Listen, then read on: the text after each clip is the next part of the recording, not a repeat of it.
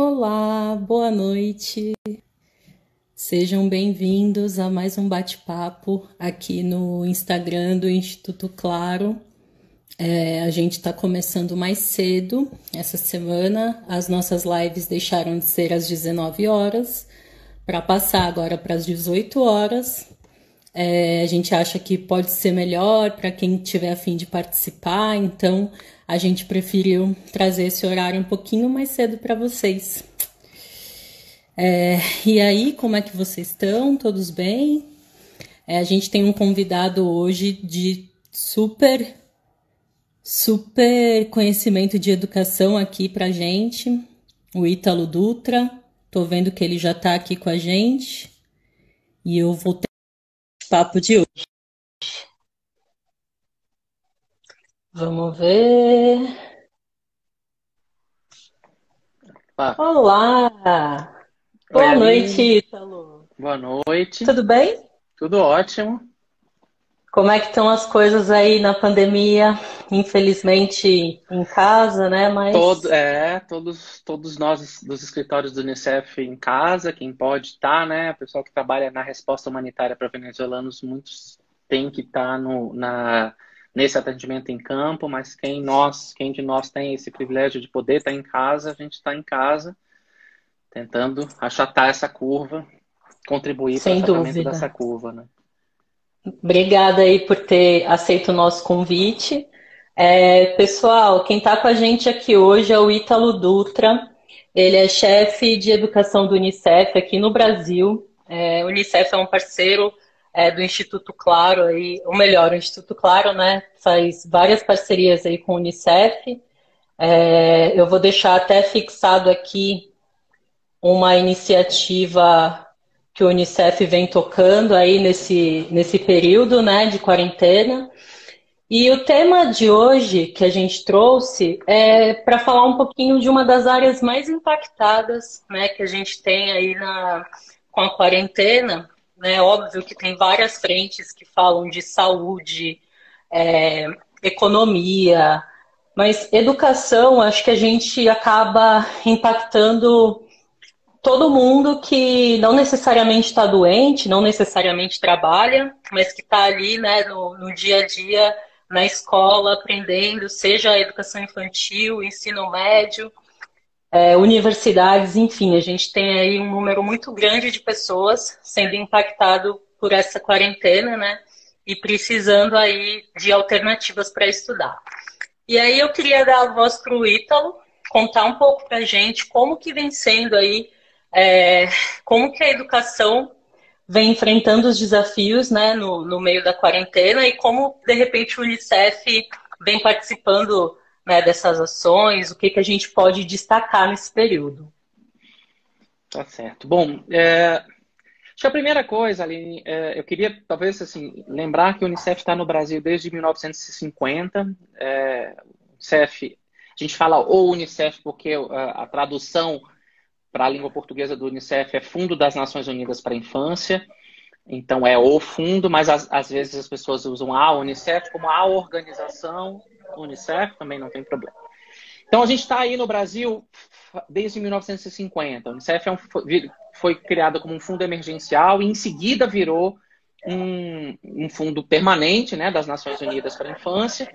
E a gente está trabalhando com muitas ações nesse contexto de emergência e desenvolvimento, principalmente em áreas que envolvem, né, saneamento, educação, saúde, nutrição, HIV, participação de adolescentes, proteção contra a violência, políticas sociais. Então, são muitas as áreas de atuação do Unicef no mundo todo. E no Brasil, a gente tem cinco grandes áreas com as quais a gente atua, né? Que é a área de educação, a área de participação de adolescentes, a área de proteção das crianças contra a violência, a área de saúde, nutrição e HIV e a área de políticas sociais.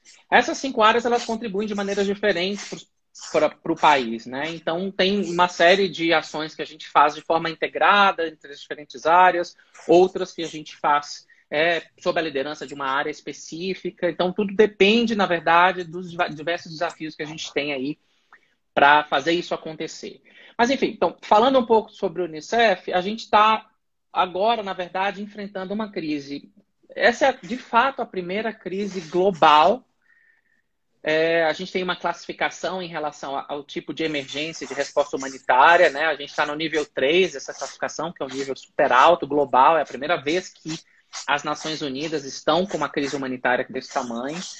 Todos nós acho que estamos sentindo que esse é um momento complicado, porque ele traz muitas ansiedades, traz uma série de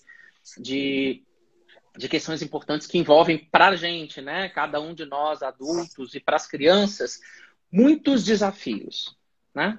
E, obviamente, como em toda pandemia, como em toda crise, em geral, quem é mais atingido são aqueles que estão socialmente mais vulneráveis. Então, nós estamos, sei lá, há quase um mês e meio, quase 2 meses, com muitas escolas do país. Oi, Aline?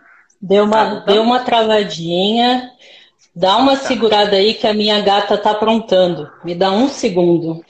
Tá certo. Coisas da vida de casa. Só um minutinho. Isso.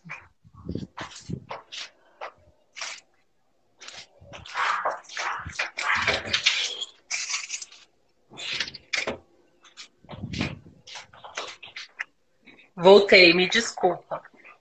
Não, sem problemas. Então, deu uma travadinha ali na hora que você... Isso. Isso. Deixa eu só retomar. Então, assim, a gente sabe que, obviamente, em momentos de crise, em geral, quem é socialmente mais vulnerável sofre mais. Essa é uma crise essencialmente sanitária, de saúde pública, que impacta em outras áreas da nossa vida, na economia, na educação das nossas crianças e adolescentes, e mesmo dos adultos, por causa das universidades que também fecham as suas portas, de acesso à segurança alimentar, de uma série de outras questões que envolvem a nossa vida em sociedade.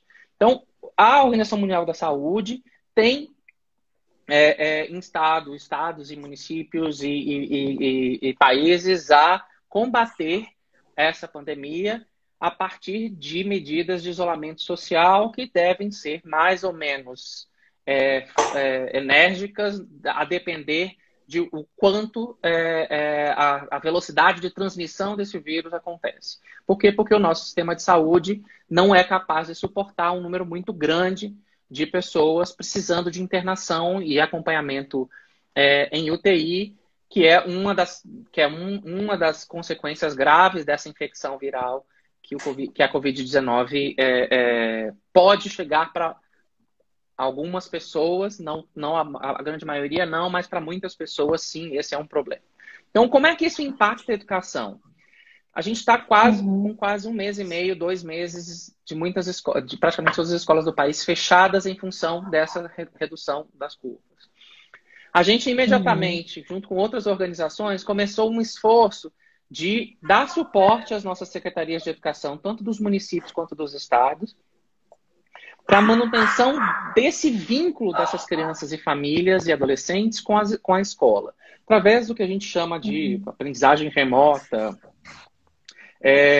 atividades à distância, enfim. A nomenclatura não é ensino à distância porque precisa de uma mediação, muitas vezes, em alguns casos isso acontece. A nossa legislação brasileira não prevê educação à distância para o ensino fundamental e educação infantil, prevê um percentual que pode ser usado de educação à distância para o ensino médio, mas a gente, obviamente, está no momento de crise humanitária e, portanto, isso afeta, modificam-se as ações nesse contexto. Então, sim, qual é o esforço que está sendo feito por estados e municípios? Essencialmente, né, as medidas de isolamento social para diminuir a velocidade de transmissão do vírus, e a gente não tem ainda nenhuma resposta científica, nenhuma comprovação científica do quanto, de que forma nós podemos, né, reabrir as escolas ou reabrir ou voltar do isolamento de uma maneira segura. Então, estamos todos aprendendo e vendo a história acontecer na nossa frente e aprendendo como que a gente pode fazer para estar seguro, para proteger as vidas em função da infecção, mas também proteger a economia, proteger a segurança alimentar, proteger a educação das crianças e adolescentes. Então, em função de tudo isso, muitos estados e municípios permanecem com as escolas fechadas. Isso implica em uma série de ações para manter o vínculo com a escola. E o que o Unicef tem feito para contribuir com isso? A primeira coisa que a gente fez, de fato, é estabelecer um contato constante com com a Undime, que é a União Nacional dos Dirigentes Municipais de Educação, e com o CONSED, que é o Conselho Nacional de Secretários de Educação, então, municípios e estados. Estado, né? Eles estão trabalhando muito, com um esforço muito grande, para tentar ofertar para as crianças e adolescentes diversas formas de manter algum vínculo com a aprendizagem quando as escolas estão fechadas. Esse é o que está acontecendo e muitas organizações estão tentando dar suporte, está se organizando. A primeira grande ação que foi feita foi organizar uma espécie de repositório de aplicativos, materiais online, materiais digitais que possam ser usados pelas secretarias de educação municipais e estaduais, de forma gratuita, obviamente, para complementar, para produzir as ações de acompanhamento e de manutenção do vínculo escolar desses meninos e meninas com as escolas fechadas. Esse site chama aprendendosempre.org, né? Então, as secretarias, tudo está gratuito, podem acessar a partir desse site todas essas ferramentas, esses materiais online, planos de aula, sugestões de atividades, aplicativos, jogos, diferentes materiais, olhando para isso.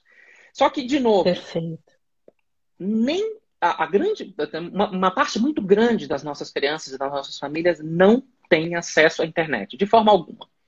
Outra parte tem acesso à internet, mas, em geral, cerca de 70%, se não me engano, das nossas conexões com a internet são por acesso pré-pago e que, portanto, não suportariam atividades diárias dessas crianças a partir com o plano de dados que tem e, obviamente, com a economia sofrendo forte impacto em relação a isso tem um impacto, obviamente, bastante grande, né? Em relação à forma com que todas essas crianças e adolescentes podem, de fato, acessar esses materiais digitais. Então, temos aí já um problema de equidade na base que já existia antes da pandemia e se agrava porque se o Estado ou o município só confiar numa única estratégia para transmitir o conteúdo, né? Para fazer com que esses vínculos com a escola não se percam, vai ser difícil. A gente vai aumentar ainda mais a desigualdade que a gente já sabe que já temos na nossa educação e na nossa sociedade brasileira. Então, esse é um primeiro ponto importante. Muitas secretarias estão usando outras maneiras de fazer esse acesso. Assim, TV pública aberta é uma das maneiras, transmissão de gravação e transmissão por TV pública. Outra maneira de fato, a escola produz materiais e tarefas para serem levadas para casa de forma física pelas famílias, vão lá na escola, buscam, levam de volta para casa. Isso é uma realidade. Desculpa te interromper, Ítalo. Eu fico pensando muito nesses municípios que são mais vulneráveis, bairros mais afastados, enfim.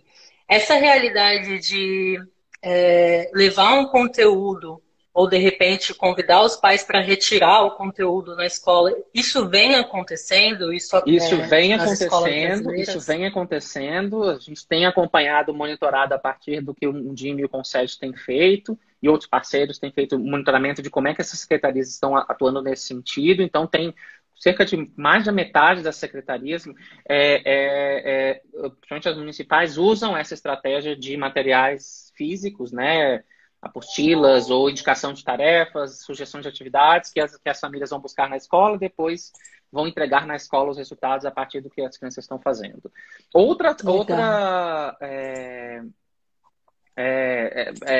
Acho talvez importante a gente entender que existem outras coisas que estão acontecendo dentro de casa e que afetam, obviamente, essa capacidade que a gente possa ter de as famílias de fato acompanharem o trabalho das crianças. Seja, enfim, as famílias de fato terem algum conhecimento e capacidade técnica mesmo de acompanhar essas tarefas, e também, mesmo em alguns casos, as famílias perderam o vínculo com a escola e, portanto, nem ir buscar tarefa na escola elas estão. Então, só para a gente entender o tamanho do nosso desafio enquanto humanidade, enquanto né, nação brasileira nesse sentido, sociedade brasileira que a gente precisa enfrentar nesse momento.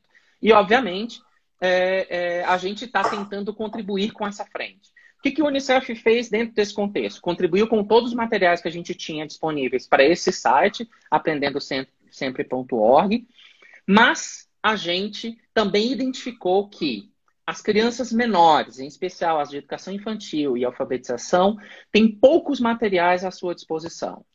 Elas são menos autônomas para poder fazer acesso a esses materiais.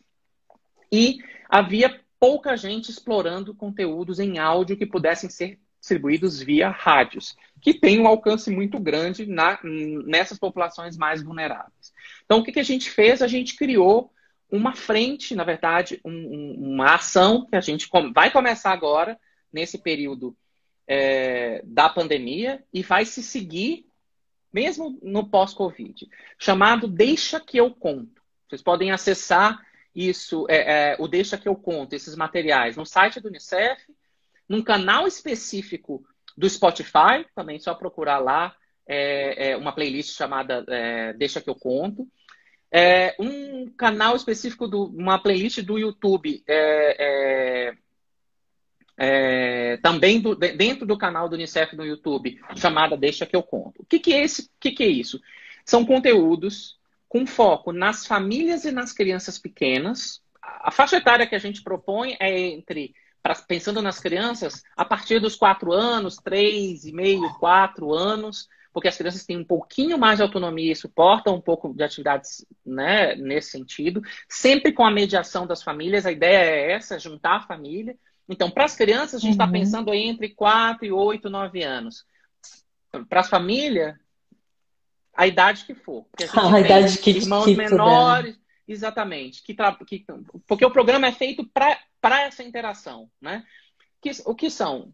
Músicas, jogos, brincadeiras, trava-línguas, uma série de atividades que podem ser sugeridas e está sendo feito com super cuidado por realizadoras, né? Uma realizadora do Semiárido, uma outra realizadora aqui do Centro-Oeste.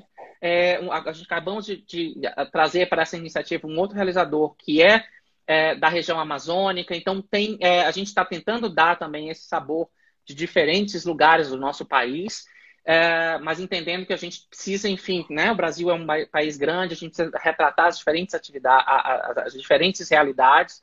Então, esses programas eles têm um formato de mais ou menos 30 minutos, e eles estão todos, né, conectados com os campos de experiências e os direitos de aprendizagem da Base Nacional Comum Curricular, com foco na educação infantil. E todo esse material a gente encontra aqui no Aprendendo Sempre. Todo material isso está dividido em diferentes plataformas. Mas é mais fácil de vocês encontrarem no site do Unicef. Para achar o Deixa que eu conto, é só botar no Google lá, Deixa que eu conto Unicef, e vocês vão achar direto o link lá onde tem todos esses materiais. Todos os dias, desde os dias 18 de maio, 12 de maio, a gente está com um episódio novo no ar.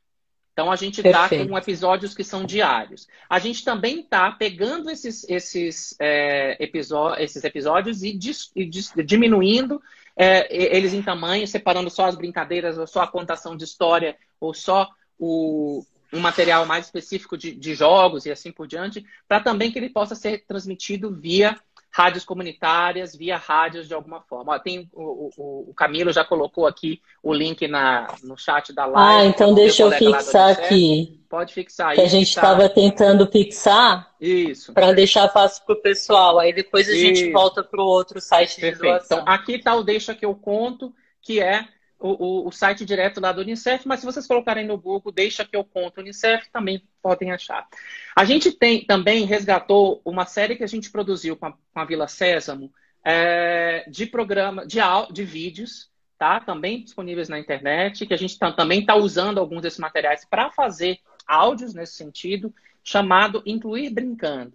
Então, esse material que foi elaborado com a Vila Sésamo, ele é material que tem foco na educação de crianças com deficiência. Então, esse é um material importante porque também essas crianças com deficiências, por serem, em geral, por serem mais vulneráveis, também sofrem mais com esse período de isolamento e por estarem afastados do vínculo escolar. Então, deixa que eu conto, tá aí já no link para vocês, e o Incluir Brincando é um outro material. Todos esses materiais estão lá no site Aprendendo Sempre, mas vocês podem achar eles mais diretamente usando o site do Unicef, ou colocando isso no Google, ou no canal do Spotify, no canal do YouTube do Unicef, ok? Deixa que eu conto, é só procurar seja, também, né, tanto no YouTube Ítalo? quanto no próprio isso, site. isso. A gente percebe fato, que assim, minha gata quer participar, Ítalo, não liga não, o nome dela é Dandara, tá?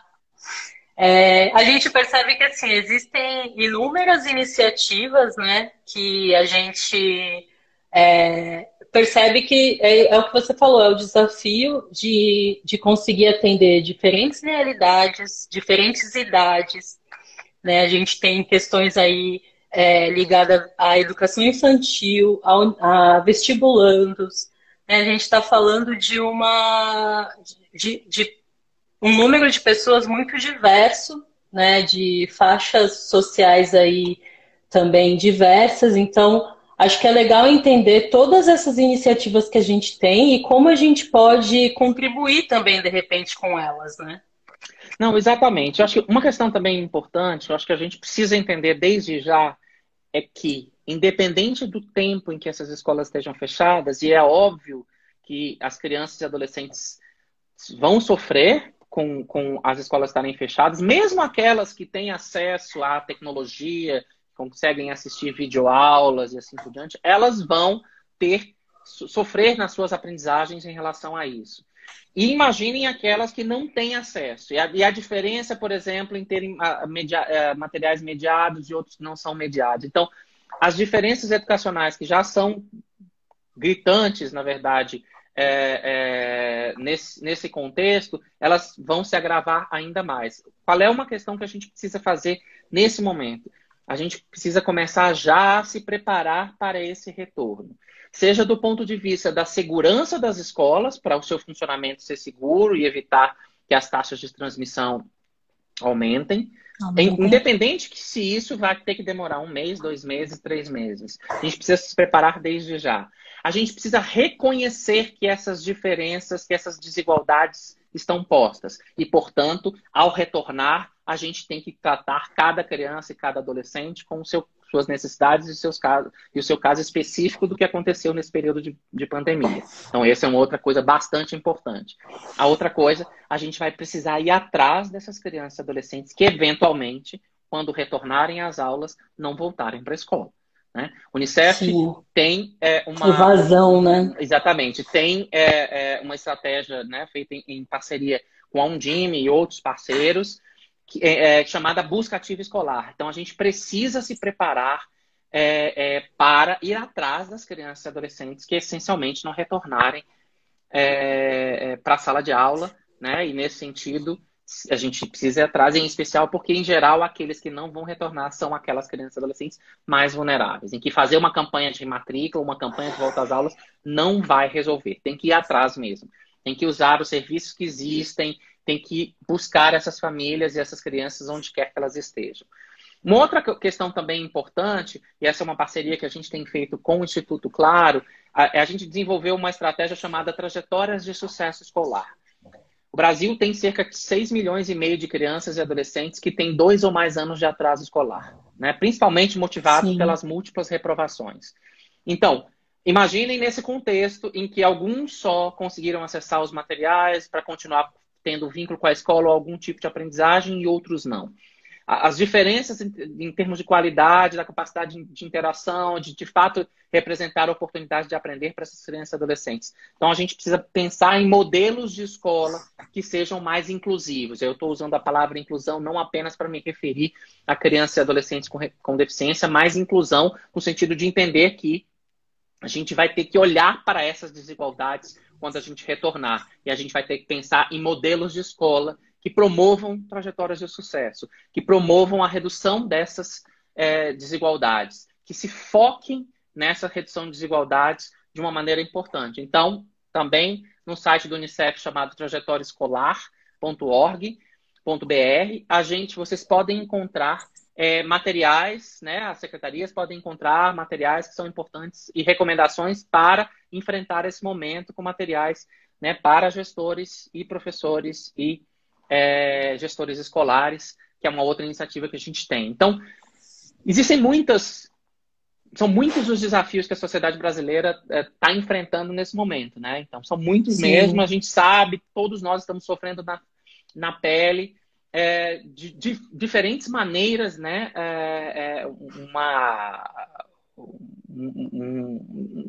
Um jeito de funcionar, digamos assim, que é realmente complicado. Então, aprendendo, né? Acho que todo mundo está aprendendo um pouco junto como lidar com isso, né?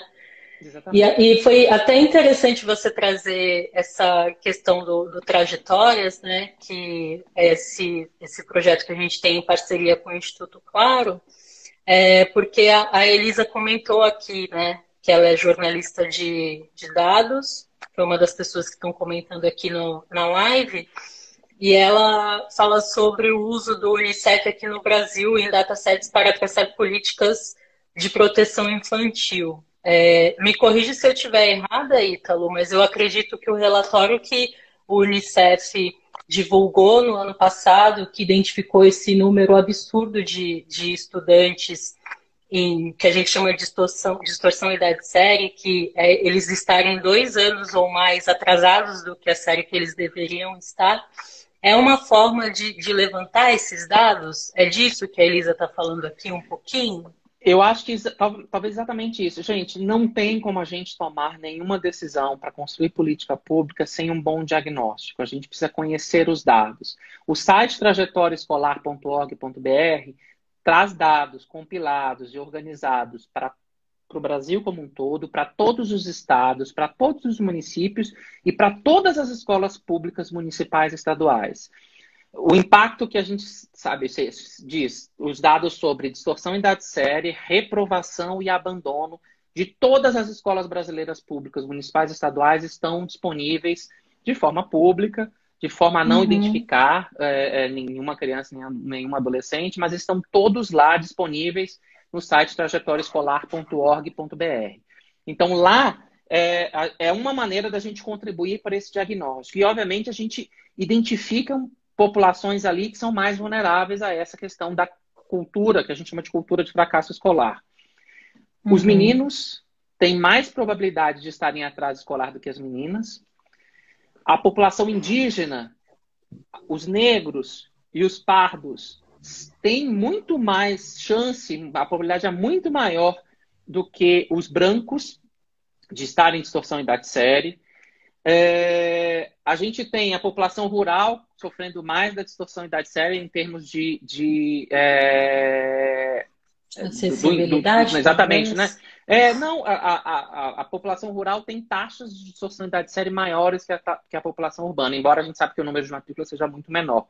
E, para mim, talvez o caso mais alarmante de todos, que a gente sempre fala sobre essa questão, é que as crianças e adolescentes com deficiência são as que mais sofrem de reprovação, abandono e distorção de idade séria.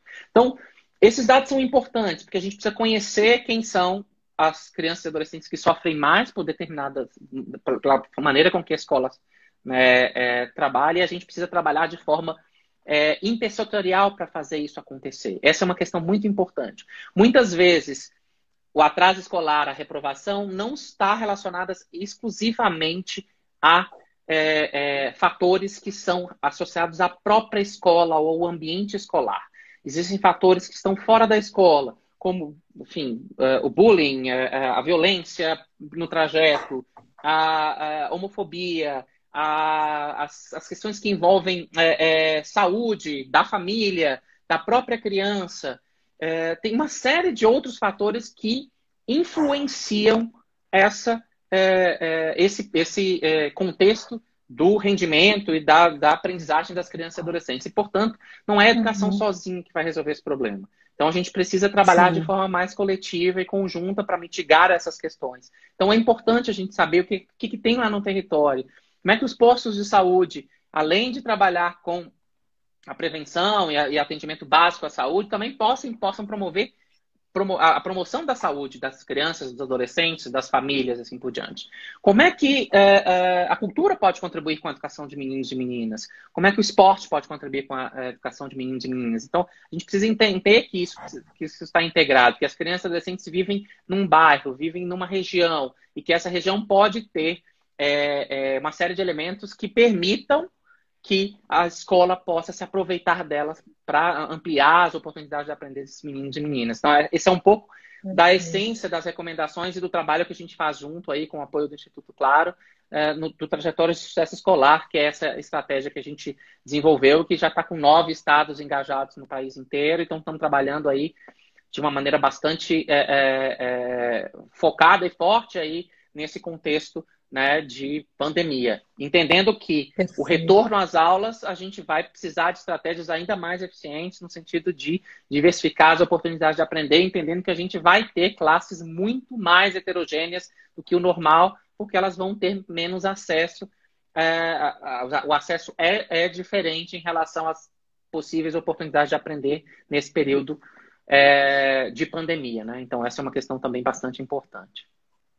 E se a gente olhar, Ítalo, para essa questão que você pontuou com força aí, né? Que a gente já precisa começar a pensar na volta às aulas, né? Como que a gente vai olhar para esse período de quando as escolas reabrirem, ou de quando a gente passar para 2021, né? Até as pessoas brincam muito, né, que esse ano, já cancelamos esse ano, coisas do tipo. Existe algum norte já de como as escolas vão tratar as avaliações, não presenças, né, mas as participações nesse período? Isso ainda está sendo discutido? Assim, você tem um cheiro para trazer para a gente do caminho que está levando? Então, para essa volta? Acho que umas 2 ou 3 semanas atrás, ou até mais, 4 semanas, eu não lembro bem a data, mas o nosso Conselho Nacional de Educação publicou uma resolução um pouco falando, né, dos impactos da medida provisória no sentido de flexibilizar o número de dias letivos, mas não flexibilizar a carga horária e maneiras com que as secretarias podem aproveitar essa carga horária. Eu acho isso absolutamente importante para a gestão das secretarias, mas acho que o momento agora é a gente pensar principalmente nessas diferenças, nessas desigualdades. Como é que a gente se prepara para voltar? O Unicef, logo no início dessa pandemia, enfim, que começou na Ásia, eu estava num trabalho específico do Unicef lá na Ásia, então quando começou lá, eu estava lá, quando vim para cá, começou na América Latina. A gente logo em seguida desenvolveu um manual para funcionamento, com recomendações para funcionamento seguro das escolas, no momento em que as escolas ainda estavam abertas, mas que servem, obviamente, quando elas forem reabrir. Mas, há uma semana atrás, há 10 dias mais ou menos atrás, o Unicef, a Unesco, o Programa da ONU para a Alimentação e o Banco Mundial lançaram uma espécie de plano para o funcionamento e para a reabertura das escolas. Esse plano, a gente já está em fase final de tradução e adaptação para o contexto brasileiro, e a gente vai discutir esse plano com o SED e a Undime, no sentido, de novo, de oferecer a expertise e a assistência técnica que o Unicef, Banco Mundial, Unesco e WFP, né, que é o Programa da ONU para a Alimentação, tem a oferecer do ponto de vista a esse funcionamento seguro das escolas. Então, existe já a legislação, né, nacional, ou recomendação nacional do ponto de vista para essa recuperação, mas, obviamente, a gente tem sistemas autônomos, então existem os conselhos estaduais de educação e os conselhos municipais de educação que precisam, em parceria, construir essas alternativas, porque, de novo, a diferença que existe entre os nossos municípios é muito grande. Mesmo dentro de regiões, dentro do mesmo município, é bastante grande. Então, precisamos ter esse cuidado, tomar esse cuidado aí de se preparar desde já. e lembrar que a gente vai precisar se preparar também desde já para fazer a busca ativa dos meninos e meninas que estarão fora da escola ou que não voltarão para a escola quando retornar, né, retornarmos de alguma forma às atividades presenciais nas escolas. Né? Isso. Ítalo, muito obrigada. Acho que foi muito enriquecedor. Acho que é importante também a gente conhecer o papel do Unicef, né, nessas frentes de trabalho que a gente tem hoje para a educação e para os outros segmentos. Peço desculpas aqui, gente, pela minha amiguinha que hoje participou mais do que nunca. Acho que ela curtiu você, viu, Ítalo? Gostou do papo. Exatamente. Ela está interessada em educação, a gente está sempre feliz de falar para quem está interessado. E é bom a gente também entender que esse isolamento social, a gente precisa da proximidade de todas as nossas coisas boas, né? Então a Dandara aí está gostando. Sim. Muito obrigada. Pessoal, não deixem de seguir o Instituto Claro, Unicef Brasil também aí conosco. A nossa próxima live vai ser na quinta-feira sobre saúde mental em tempos de pandemia com o Dr. Bruno Maranhão. E fica aqui meu muito obrigada para a gente seguir para as nossas lives aí agora às 18 horas. Ítalo, brigadão, viu? Manda um abraço para o pessoal aí do Unicef. Imagina, a gente é que agradece a oportunidade. Espero que estejam todos bem, seguros, em casa, que seus familiares estejam bem, que a gente consiga juntos passar por essa crise humanitária sem precedentes na nossa história recente, né? Então a gente precisa, na verdade, aprender muito com isso e nos tornarmos uma sociedade melhor quando passarmos por essa pandemia. Sem dúvida. Obrigada, viu? Beijo grande. Pessoal, muito obrigada. A gente vai deixar a live salva aí para quem quiser assistir depois ou enviar para alguém. E mandem dúvidas aqui para a gente que a gente vai se alinhando com o Ítalo, tá bom? Um beijo e até a próxima live.